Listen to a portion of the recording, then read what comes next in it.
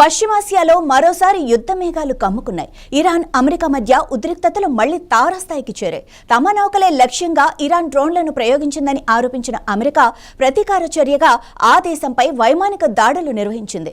Hormuz జలసంధి సమీపంలో ఈ ఘటన చోటు చేసుకోవడంతో ప్రపంచ వాణిజ్యంపై తీవ్ర ప్రభావం చూపే ప్రమాదం ఏర్పడింది. ఈ దాడులతో ఇరు దేశాల మధ్య కుదిరిన కాల్పుల విరమణ ఒప్పందం ప్రమాదంలో పడింది. అమెరికా సెంట్రల్ కమాండ్ ఈ దాడులను అధికారికంగా ధృవీకరించింది. వారి కథనం ప్రకారం హార్మూజ్ జలసంధి వైపు ఇరాన్ 4 ప్రమాదకరమైన దాడి డ్రోన్లను ప్రయోగించింది.